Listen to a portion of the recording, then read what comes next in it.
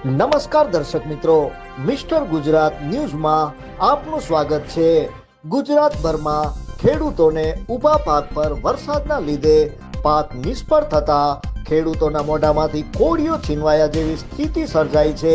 ત્યારે બહુજન આર્મીના સંસ્થાપક લખનભાઈ દુઆ દ્વારા ખેડૂતોને થયેલા નુકસાનનું તાત્કાલિક સર્વે કરવામાં આવે તેમજ પાક વીમા યોજનાને તાત્કાલિક લાગુ કરવામાં આવે તેમજ ખેડૂતોનું દેવું તાત્કાલિક માફ કરવામાં આવે તેમજ મોટા ઉદ્યોગપતિઓ દ્વારા ખેડૂતોને ધાક ધમકીઓ કરી પોલીસને આગળ રાખી ખેડૂતોને ધમકાવવાના પ્રયાસ કરવામાં આવે છે। તેમના વિરુદ્ધ તાત્કાલિક પગલાં લેવામાં આવે।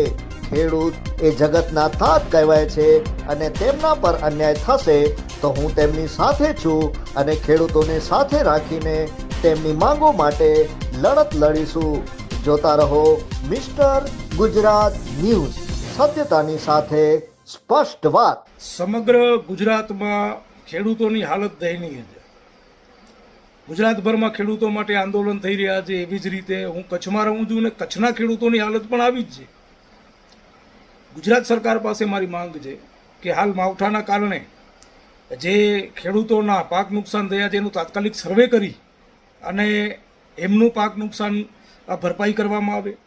સરકાર ટેકાનો ભાવ આપે છે ખેડૂતોને એનામાં વધારો કરવામાં આવે।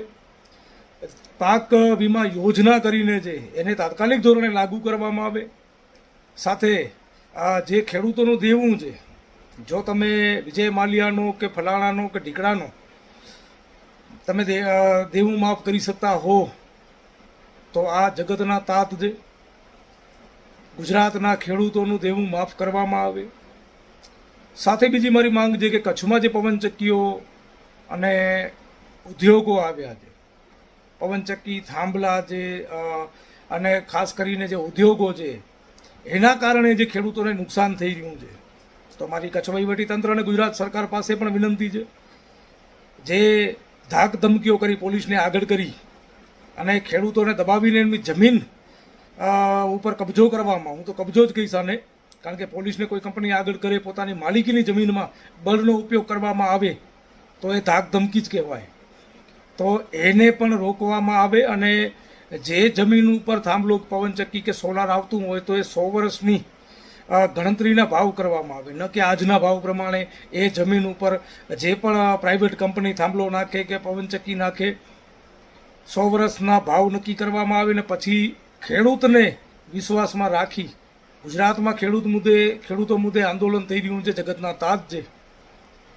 અને કચ્છમાં જો ખેડૂતોને પરેશાની થશે તો એમની સાથે જ ચોક્કસ આપણે આંદોલન કરશું અને જ્યાં પણ જરૂરત પડે હું તમારી સાથે આવવા તૈયાર છું।